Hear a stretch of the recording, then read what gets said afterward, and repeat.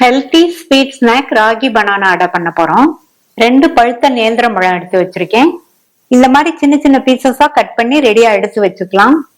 இந்த பேன்ல 1 table spoon நெய் சேர்த்து, நெய் உருகுனதும் 2 டேபிள் ஸ்பூன் உடைச்ச முந்திரிய சேர்த்துட்டு, முந்திரிக்கு பதில் நீங்க உடைச்ச வேர்க்கடலை 2 டேபிள் ஸ்பூன் அளவுக்கு மாவு பிசையும் போது சேர்த்துக்கலாம்.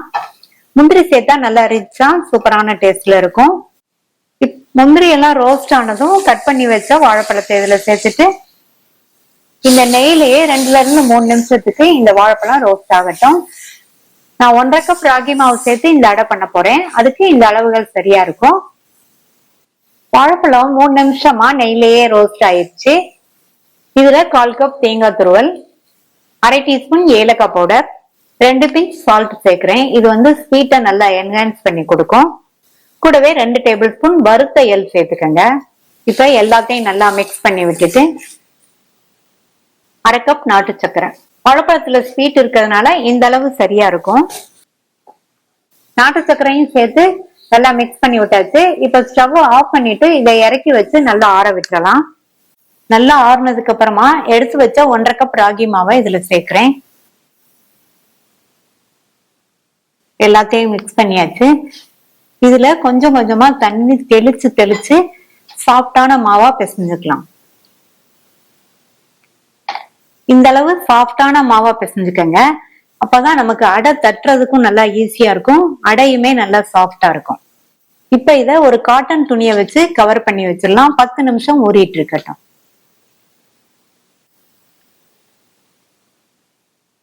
மாவு ஊறிடுச்சு.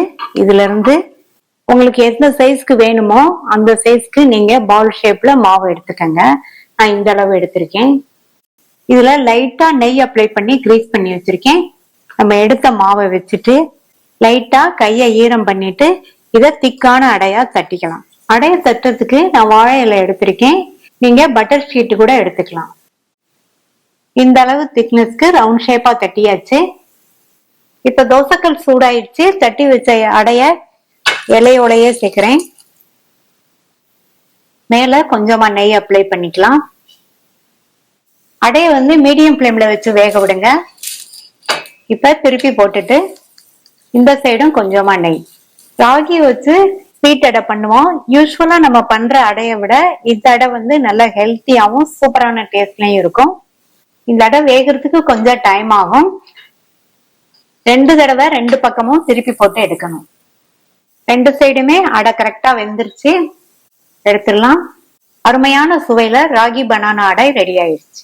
ட்ரை பண்ணி பார்த்துட்டு உங்க கமெண்ட்ஸ் சொல்லுங்க. தேங்க்யூ.